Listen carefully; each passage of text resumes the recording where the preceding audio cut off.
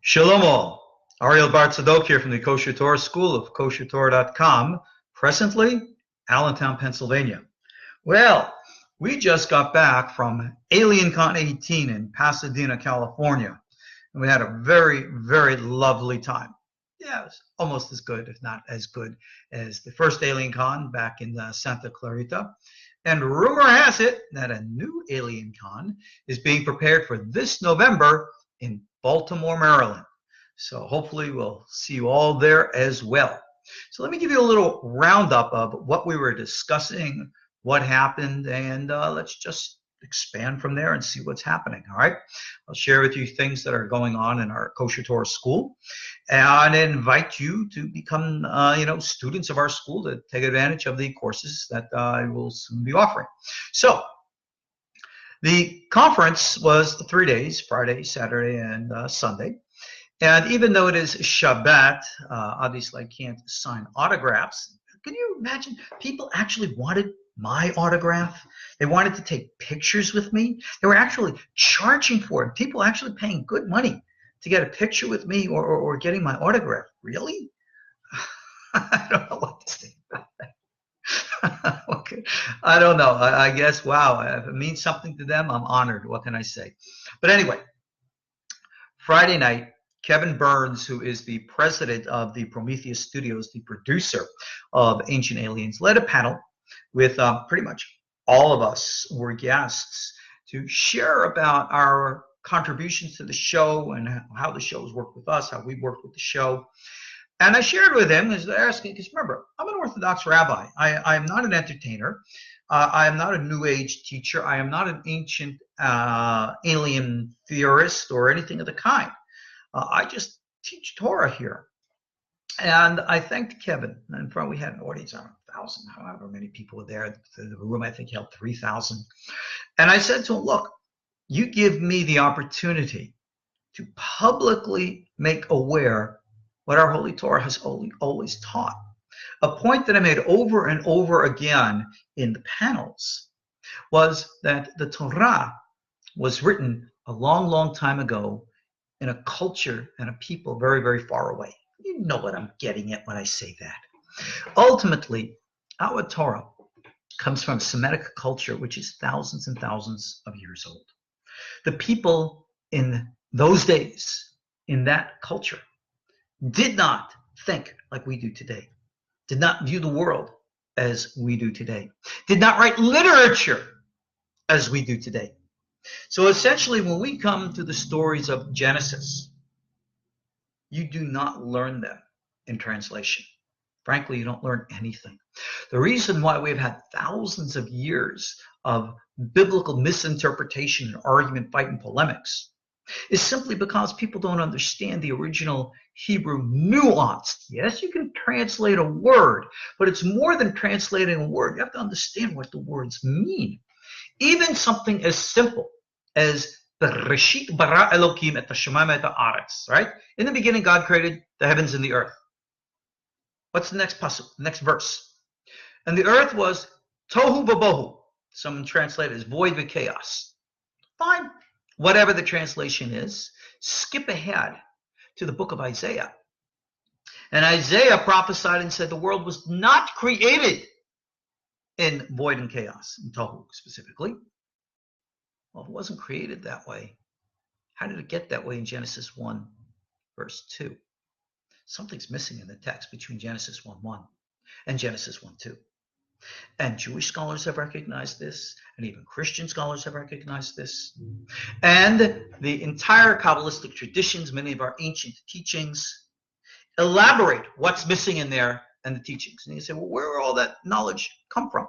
We have to remember, the Bible as we have it today is not a single book. It's a collection of texts that have been put together literally over 1,000 years. In all due respect, Isaiah never read the book of Jeremiah. Ezekiel, most likely, never read the book of Zechariah. I wonder why. Maybe it was written after his time. Realistic things. There is a whole bunch of different things like this. When the Bible was put together, people smushed it together and thought, okay, now we have a book. Well, it's not. It's a collection of books. And there were and are other books. Were they written by God? Were they written by prophets? I don't know. Who's to define that today? God is not speaking from heaven to tell us this or that. The ones who put the Bible together, the Tanakh, were the rabbis. The rabbis did the best job of putting together those books which they considered to be the most authoritative to give us a concentric picture of that which they wanted to represent as the Torah way. In my opinion, I think they did a great job. I like it, but that's me. I understand the original Hebrew. I understand the nuance of language. And I understand that in our traditions, we have other books, Midrash, others, which talk about the pre-Adamic civilizations. How these stories in Genesis are not to be taken literally. There was a Garden of Eden, yes. Was Adam and Eve a man and a woman as we understand it today? Not according to our traditions. Was the tree of knowledge or the tree of life actual physical like trees? Not according to our knowledge. People will argue and debate back and forth. Debate whatever you want. This is why I no longer enter into interreligious polemics. When we first started our KosherTorah school, believe it or not, 25 plus years ago, I was very, very much involved with anti-missionary and anti-cult activity. I used to go after them all the time. Until it finally dawned on me, no one's listening. No one cares. You could sit and argue with Christian missionaries until the cows come home, whenever that is. Who is Isaiah chapter 53 talking about? Is the suffering servant Israel, or is it the Messiah? Well, Christians say it's the Messiah. So does the Zohar. Well, Israel say it's Israel. Judaism says it's Israel. Well, so do some Christians. It goes back and forth. Christianity is based on faith. They're going to believe their interpretations of our Bible, no matter what we or anyone else has to say about it. That's just the way it is. I don't argue. I don't fight. I would just hope and pray that they can extract from those teachings valuable, moral, righteous, good teachings through which we can have a commonality, build bridges, and do good. That's what Torah is all about. The rising of the sun, going down thereof. Great is God's name amongst the nations. Malachi 1:10, if I'm not mistaken, maybe 1:11. Go look it up if you want to. The point that verse makes, that the Talmud states, that even Rashi quotes, even an idolater who is offering an idolatrous sacrifice on an altar of idolatry, if in that individual's heart they are approaching the true God, God does not hold the mistake of the intellect against them, and God accepts their offering of pork or octopus, whatever else they're offering, because God looks to the heart. Rahamana libabae, as the Gemara says. God desires our hearts. You know something? All of us pay too much attention to the superficial differences, the superficial things that separate and divide us. We look to words. We use all kinds of ideas to say words are things and all the like. Let me tell you something about words. Words are vessels. And what's important about the vessel is that it's a receptacle for the light. And if you don't know the light, then the meaning and purpose of your interpretation of vessel is irrelevant. And this is very, very important. It doesn't matter what you or I think or interpret your or my words to mean. What is important is how I meant those words to be. That's what's important. Very simple example, I'm sure we'll all understand. Right? Something getting lost in translation. If you were to speak with someone who is not fluent in English, and they ask you, how are you? And you say, I'm cool. I'm cool, man. Let's say it's a woman, okay? And you say, I'm cool, man. He says, cool. Oh, you chilly? It's cold? It's 100 degrees out. And I'm not man, I'm woman. Now, simple thing like, I'm cool, man. You understand the vernacular as I do. But you see how it could be misunderstood by someone who doesn't get that subtle nuance? This is what happens for people who study Tanakh Torah, Nevi'im, Ketuvim, without understanding the nuance of ancient Semitic culture. To understand what a specific word like nefesh or neshama or ruach meant when it was used. You can't just translate it and understand it as we think it's meant to be translated. It doesn't work that way. And yes, it requires an entire sociological absorption into ancient Semitic culture to understand these things. When Rambam wrote what, in my opinion, is the greatest book of the secrets of the Torah, the Guide to the Perplexed, the Moreh Nebuchim, he tried to help us understand words, what they were meaning and what they meant, so as to break from our minds the prisons, the shackles of misinterpretation. He explained the secrets of the chariot. He explained the secrets of creation. He explained to us how psychic powers develop and evolve within our minds. I talk about all these things when I'm interviewing with ancient aliens. Okay? They'll take a 3-hour interview and give me 3 minutes of airtime. But when I was speaking with the producers, they say that they give me more and more airtime because they like what I'm saying. I'm honored. Like I said, I'm honored. And for me, it's what we call a Kiddush Hashem, that I'm able to share with people the Torah teachings, to break down the divisions that divide us, and to build the bridges that so desperately need to unite us. I was on the panel with great people. I mean, people I've worked with as colleagues who are very beautiful, but I might add, are radically different in our views. But beneath that surface, superficial difference, we have the same commonality. I'm going to share with you one of the guys on the panel, William Henry, very prominent speaker on ancient aliens. Go Google him and stuff. He's a diehard Christian believer. God bless him. And he was talking about the pre-Adamic body of Adam being a body of light. And I was sitting there smiling. It became my turn to talk. And I said to the audience, I said, I don't know if many of you realize what William here was just quoting to you, probably without even realizing it himself, was what the Arizal, Rabbi Isaac Luria, wrote back in the 1500s and is recorded in the Shara Kavanot. I said, showing bond and unity. As different as we might be, there's a connection. And that's the secret. So moving right along, that's what I was talking about on Friday night. Saturday morning, we had a panel on stargates, opening vortexes and stuff like that. We had 3,000 people packed into that room. And I let loose. I said, you want to know what a stargate is? Let's talk about tonal technology. How you use the power of mind. Remember talking about light? And proper sound oscillation. Abulafia only scratched the surface. In the days of the Beit HaMikdash, when the high priest would chant the holy name of God, he wouldn't just say, Hashem. No, it was this long, it was tonal. When the Levites would chant in the temple, it was a certain type of sound oscillation with the sacrifices and the offering of the incense. It put you into a trance. What do they call that today? I forgot that hippie, that type of movement now with the kids. It's a certain type of a music where everybody just goes into the days and I forgot what it's called. But anyway, my point is, this is how it was, biblical times. You read way back in the books of Samuel, right? The school of prophets. You had to go to school to become a Navi. Well, what do you think you learned?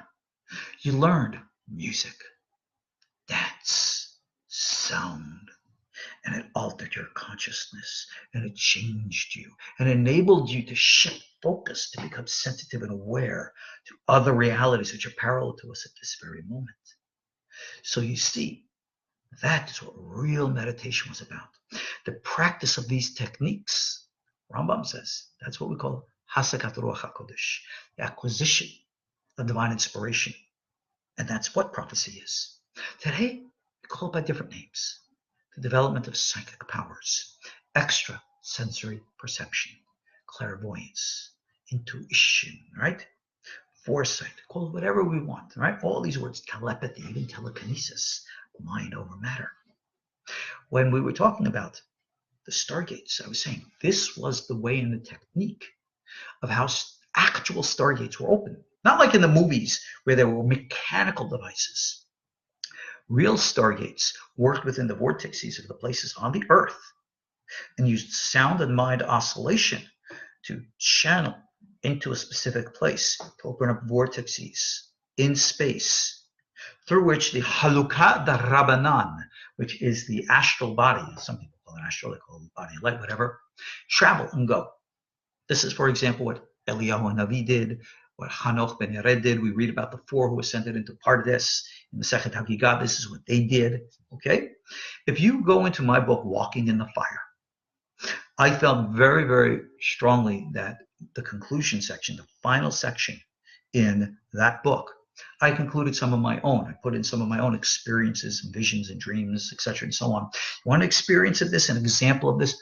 Go get my book, Walking in the Fire, read the last chapters. All right, you'll see all the things that I've shared there from even years ago. But my point is, real stargates enable one to go from point A to point B. And I said, we know of this in our Torah tradition.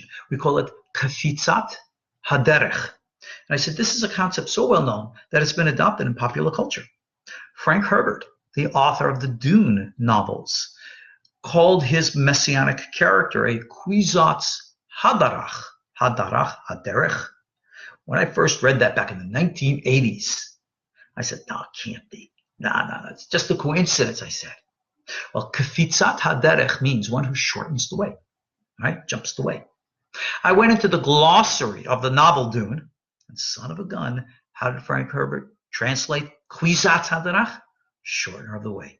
Yeah, he knew what he was talking about.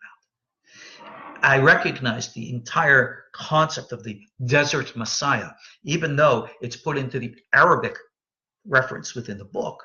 It actually is very similar to what is taught in the Zohar. So you see how fiction echoes ancient teachings. These are the types of things I brought out to the audience. And then we spoke about metaphysics and prophecy. And again, I elaborated on all of these things, taught what prophecy is, how we experience it, and what it's supposed to mean. Again, Maimonides Rambam and the Moreh Nebuchim, the second section, chapter 32, makes it very clear. Prophecy is not a gift. Acquiring Ruach HaKodesh is not for select special people. Like Tana Dev Eliyahu says, Aliyah Rabbah, chapter 9, for those of you who want to go look it up, every one of us, Jewish, not Jewish, there's no difference. We're all souls created by God. Men, women, no difference. Free and slave, that's your psychological state, no difference. All depends on what we do. If we do the right things happen. That's just the way it is. First step in ascent is going through what we call the three klipot, the storm, the cloud, the fire. It means having to face all that inner dark crap in the subconscious, the lies that we tell ourselves. For those of you who look at my posts on Facebook, you'll see that I put in like little pitgamim, little statements that I say every now and then, try to get you to think. Some, unfortunately, have taken my words out again, literally when they weren't supposed to be literal or otherwise. And, you know, it's a shame that people just don't think. Too rigid. You gotta be fluid. Okay? So anyway, my point is, we each have the ability to become fluid in mind, open to experience, to explore within. Real meditation is not to relax you and put you to sleep. You want to relax and go to sleep? Get yourself a nice glass of Pinot Noir wine, 3 or 4 ounces. Go to sleep. Perfect, right? Oh, that's not me telling you. That's actually an old, I forgot, it was the Bali Hasidi, Bali Tosafot, one of the Hasidei Ashkenaz actually made a reference like that. It's smart, and supposedly it's healthy, but whatever. But my point is, that's not what meditation is. If you're going to go into Tibetan Buddhism, if you're going to go into the Raja Sutras, the Raja Yoga Sutras of Patanjali, you go into these in-depth systems like our systems, you'll see it's an exploration within. You're going to have to face your inner demons and overcome them. No, you don't kill and slaughter them. You have to embrace them and heal them. That's a lot harder. Sometimes you go forward. Sometimes you take a step back. Sometimes to the right. sometimes to the left. Well, which way am I supposed to go? What am I supposed to do? Pay attention to that kol demamadaka within you, and you will understand. So, for my students of our KosherTorah school, hopefully starting as early as next week, I plan to start teaching a meditation course. I'm going to base it on things in my book, Walking in the Fire, simply so we have a springboard from which to work. But that's going to be the vessel. What we're going to go into is the light within the vessel. It's going to include a lot of psychological homework for you. Oh, here comes the train again.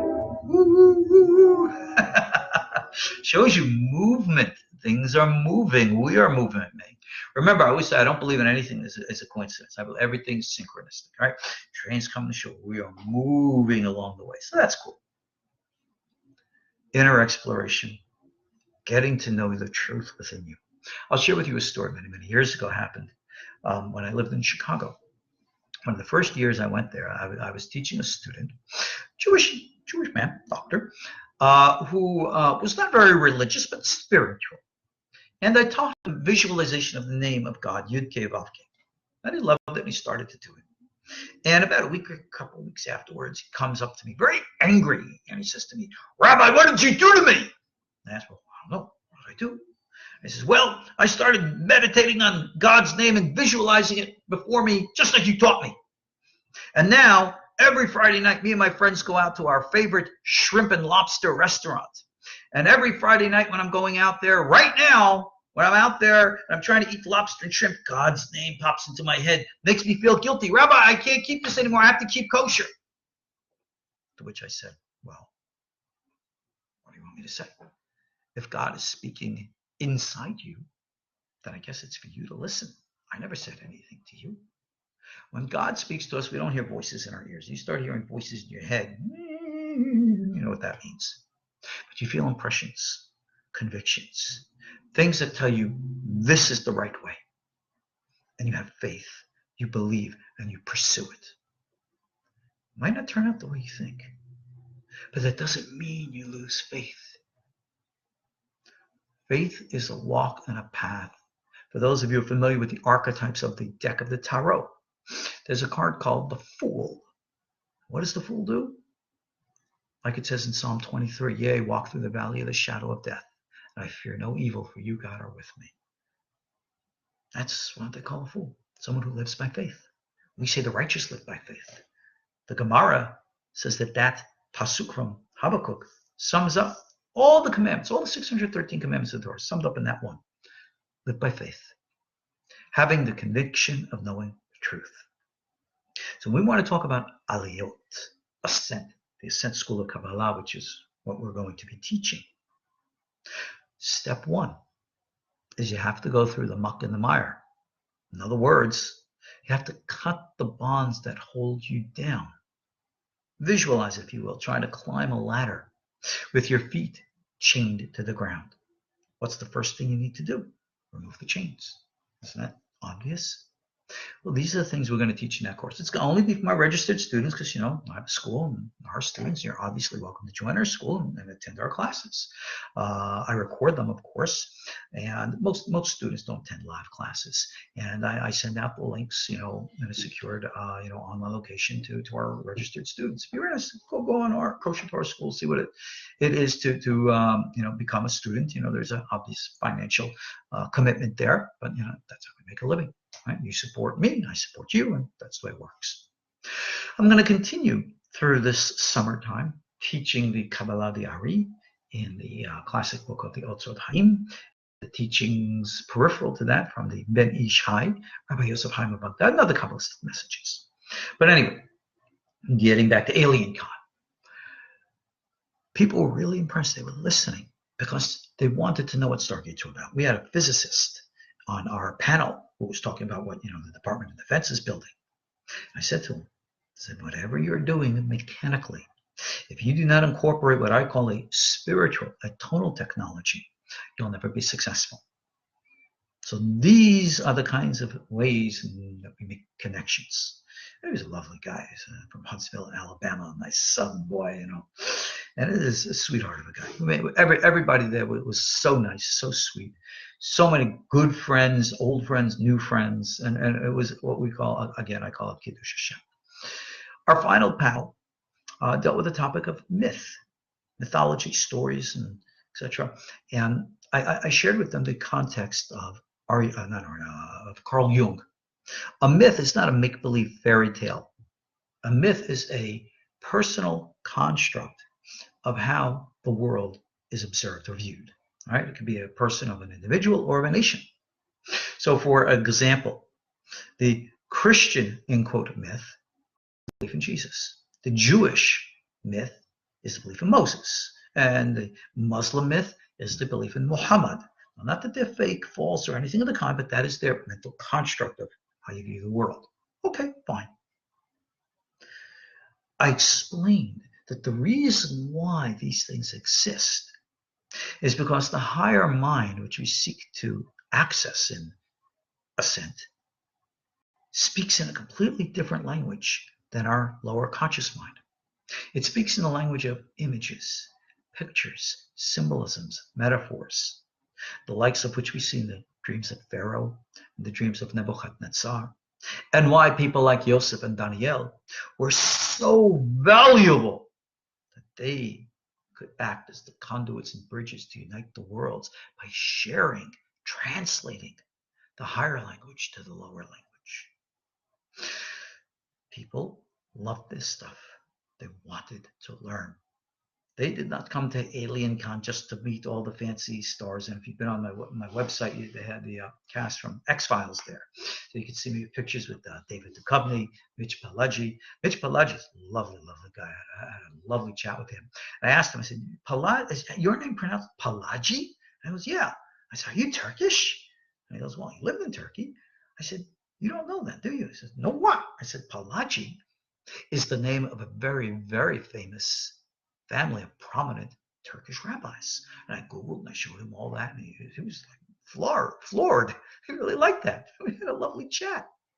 And it was very, very nice.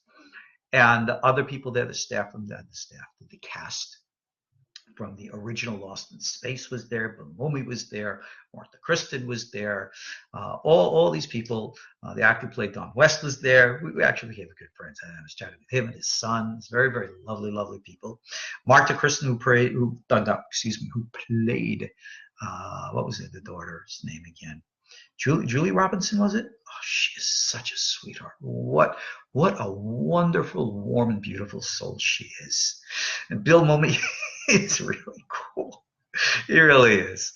But God bless them all. They were all lovely people. And the people from the Prometheus Productions, great people, lovely people. It was a great Kiddush Hashem that A, they were interested in having me as a rabbi there, and B, that I could share and teach with them things from our Torah to an audience who don't even realize that what they're seeking is found in Torah. And let's elaborate on that for right now. Because when we're talking about aliens and extraterrestrials, of course our Torah speaks about that. That's why I wrote in my book, Aliens, Angels, and Demons. I documented all the sources there. Go look it up. Go get the book and see for yourselves. But it's more than that. Because one of the programs that we've done over the years is called the Alien Agenda. Right? We all hear stories that the aliens are coming, they're kidnapping human women, and they're having sexual procreation with them and all the rest of this jazz. Really? Really? I mean, think about it. Let's go hop on a flying saucer, travel on a million light years out there, and land on a planet with foreign aliens. And what the first thing you want to do is get a date? Really? There's nothing more important to do. All right, so something's not kosher here. Something's not right. And of course, in my book, I outline what all these things mean. We talk about the shadim. We talk about the jinn. We talk about all this stuff that's going on energetically. We live in an energetic universe. The Bible refers to this when it says God created the heavens and the earth. The old Kabbalah called that partsufim, a dual reality. Okay? Our universe, this reality, and the next. Is that the reality of dark matter? Maybe. Maybe it is. I don't know. I can't say that from a scientific point of view, but I can speculate. But when we shift consciousness, we go into that universe, into a body made up of the stuff of that universe. And we commune with that universe. That is how, again, Enoch went up to heaven, the four went up to the Pardes, etc., and so on. So yeah, we do know these things, and we still practice them to this day. What's it all about? Well, you can go into the Tanakh, you can go into the Kabbalah, and understand that the whole purpose of everything is a reintegration of these du partsufim, these two worlds, which right now, they're not split. We're split. We don't see them. The worlds are there. They're interacting just fine. But you and I are oblivious to that. We are the ones who are blind to it. The whole purpose of everything is to correct our sight so that we can learn to see again. And that requires of us the development of our psychic, intuitive, inner, heart-based psychic awareness. And in that, like the Bible says, you're not thinking the way that the rational conscious mind does. You're not using the same terminology or language. And like the Bible says, many will consider you to be meshuga, right? Meshugana, crazy. So be it. What is the alien agenda? We're not going to talk about the agenda of the shadim or the jinn.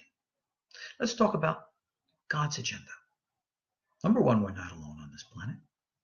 There were pre-Adamic civilizations, and they have since evolved beyond our planet and have their own, in quote, olam haba, their own world to come, in which they are the guardians of the lower races here on Earth, us.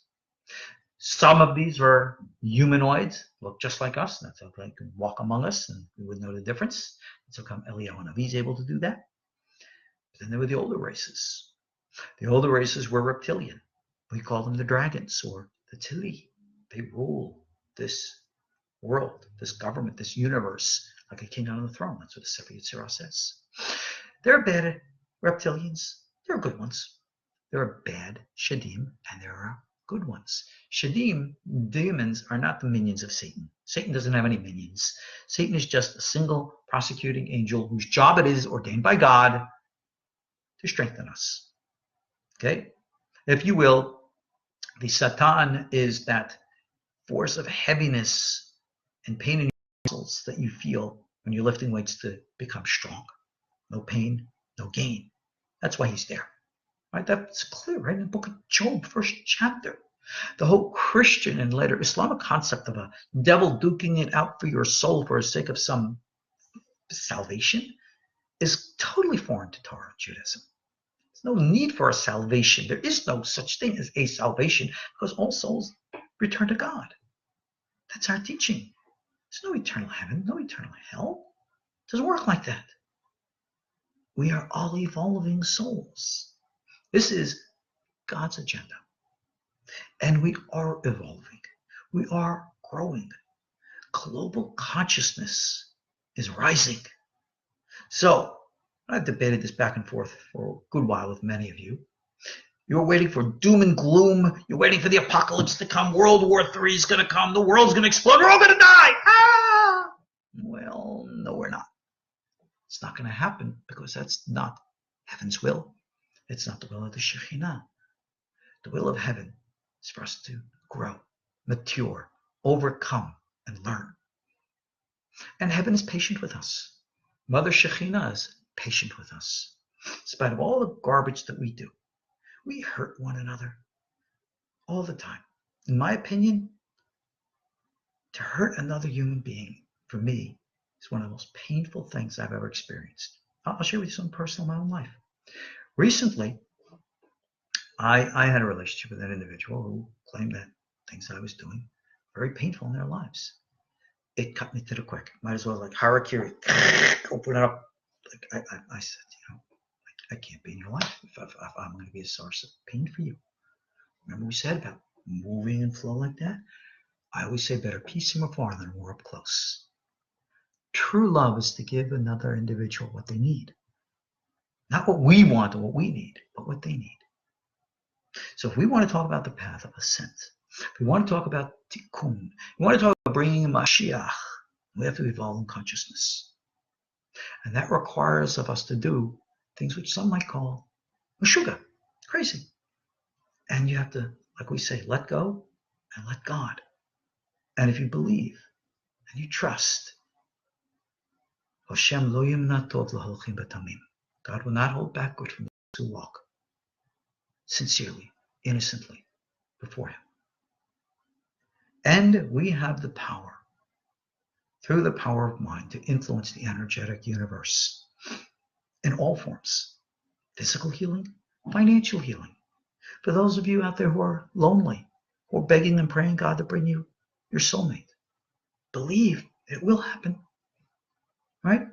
There are billions of men out there, billions of women. All you need is that one which is right for you. Pray, pray, pray, pray, pray. Open your heart and soul. That person somehow, somewhere will find its way to your side. You're looking for that financial opportunity. Pray, pray, pray, pray. Believe, believe, believe. Open. Somehow, somewhere, it'll happen. But only if you are an open receptacle and you don't block these things with your doubt. The Hebrew word for doubt is safek, which is the same numerical value, gematria, as the name Amalek. Remember? It says God will wage war against Amalek to the end of days. We will wage war against doubt forever. We must overcome doubt in order to have true faith. These are the kinds of things that's teaching Aliyah and God. The true agenda of God. Here we go again with the train. Choo, choo, choo, choo, choo. And unfortunately, I'm no longer in Tennessee, so that's not the Chattanooga choo, that's the Allentown choo, choo. But anyway, my point again is that when we want to talk about the Messianic era, the apocalypse to come is a psychological one. It's going to be the collapse of the structures of your mind, which are the divisive vessels which divide and destroy, so that the light within can spread its rays like the sun to bind, unite, and heal. That is the spirit of Mashiach. Like the Baal Shem Tov taught, we each have a spark of Mashiach within us. And when we unleash that spark and that light within each and every one of us individually, that is when we can expect Mashiach to come to the world. In other words, Mashiach comes first internally to us as a psychological construct, and then into our actions and our deeds to transform the world. For those of you who are waiting for a Messiah to be coming on a white horse out of the sky, singing the Mighty Mouse theme song, "Here I come to save the day," go back to watching your cartoons. Go back to your fairy tales, because that's not going to happen. Not today, not tomorrow, not ever. That's happened in 2,000 years. It's not going to happen in the next 2,000 years. That's a misinterpretation of Messianic teachings. The Messianic teachings are far more deep, far more profound.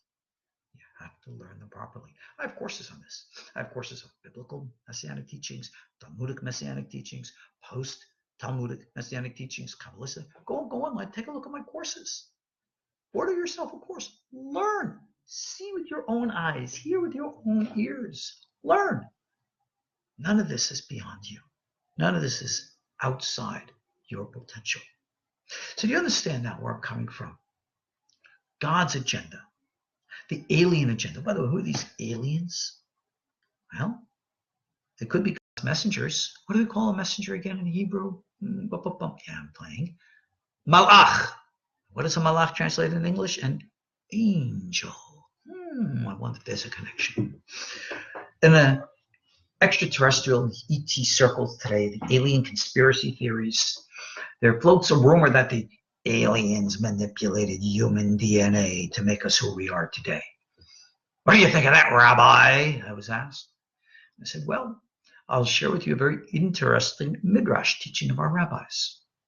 As it states in Genesis chapter 1, God created man. He says, let us create man in our own image. Plural language. The rabbis asked, why is it in plural?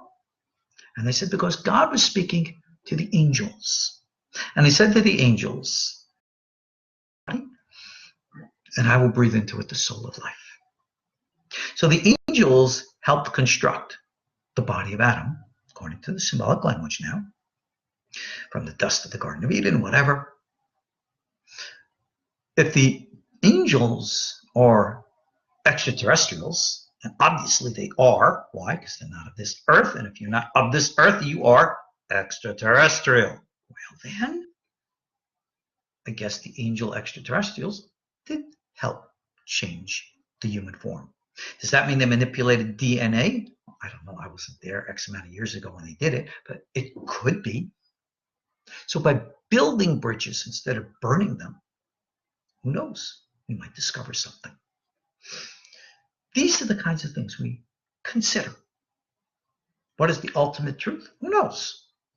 What is the Bible actually saying? I know. No, you don't. Well, I read it in the book. Yeah, okay. There are a whole bunch of books. A point that I made very clear in the conference, teaching of our sages, where it says there are Shivim Panim LaTorah, 70 interpretations of Torah, 70 being a symbolic number. And at the Emek HaMelech, he expands that to 600,000, the symbolic number of the source souls of Israel. That means every one of us has our own unique and personal understanding of the Torah. And one is as good as the other. When it comes to issues of halacha, how we live in Jewish law, that we have to have consensus for. People have to agree what we're going to do. But with the realm of ideas, hashkafa, it's pretty wide open.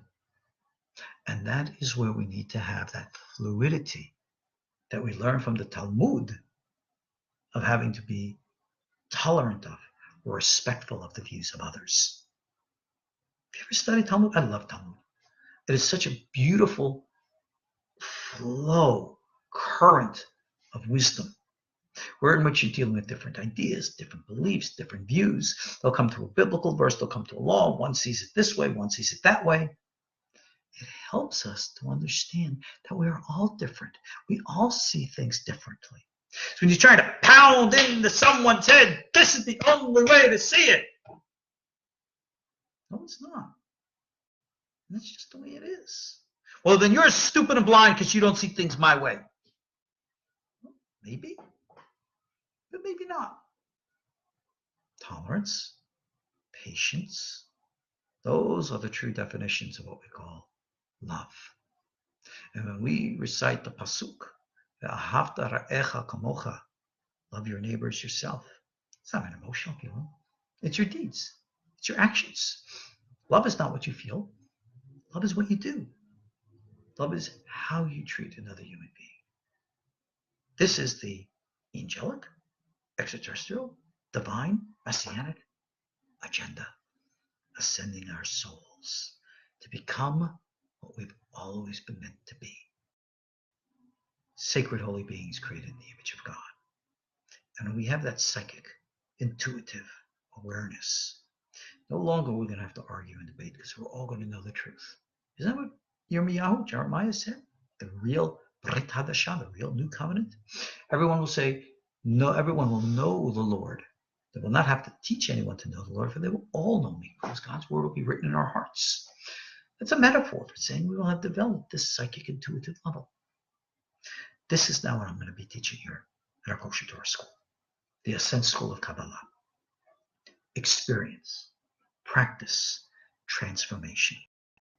This is what I taught at Alien Con, and this is what I'm going to teach now to our students. And every now and then we'll do our little Facebook chats here and put it on YouTube for the public. I invite you, please come learn with us. See it for yourselves with your own eyes. That's the only way, the only thing that becomes real. So in all due respect to Fox Mulder, David Duchovny, when he says the truth is out there, I say, no, the truth is in here. This is where you have to look inside yourselves. You do that, you will discover the truth. And if you allow me to even quote Yeshu, the truth will set you free. Right? So don't yell at me for quoting Yeshu. Right? Who's wise learns from everyone. Wisdom, truth, we acknowledge from whatever source. Just remember that. That's why I teach from Pantanjali, the sutras, or Aborigine teachings, or shamanistic teachings, or whatever. Why? If there's truth, I'll teach it. And if you don't like the source of truth, I can't help that. What can I say? I teach light. You want to argue and bicker over vessel? Well, I guess that's what you're going to do. So this is where we're at. Disclosure, I was asked. When's the government finally going to come and say what it knows?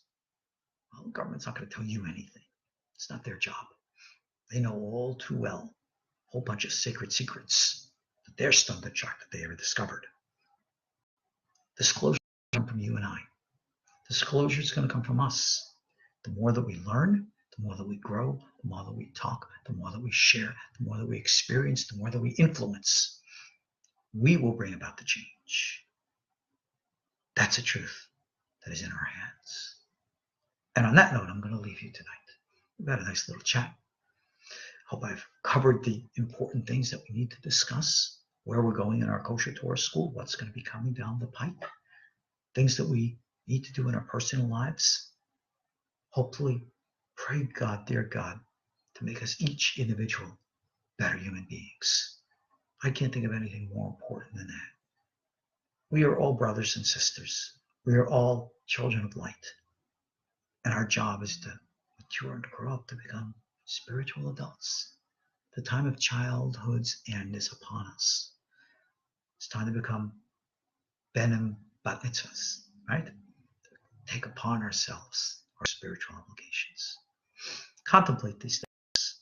Please, if you like what I'm saying, share, click that little like button on the bottom there, whatever. Share, post this video out there. Let people hear. Let them experience this for themselves. I'm going to put it up on the YouTube channel. Guide people there. All right? These words can only get out there if you become the tool and the conduit to get it out. All right? Take a look at the courses that I have to offer. It's all on the website, KosherTorah.com. See for yourselves. Invest in yourselves. Our monthly contribution fees are not a lot of money. They're really not. It's cheaper than having like Starbucks every day. It really is. So consider investing in yourselves. It'll be worth your while. Let's leave it on that note. Be'ezrat Hashem. Let's live. Let's learn. Let's love. Let's grow. So we say, L'shem Yichud, Kudsha V'Rechu Shechintei. For the sake of the unity of the Holy One, blessed be He, and the Shekhinah, the union of heaven and earth, the union of male and female, the union of above and below, call it whatever. It's all the same. Unity, oneness, togetherness. Be'ezrat Hashem. That is Torah HaMashiach. And that's what we so desperately need to be teaching now.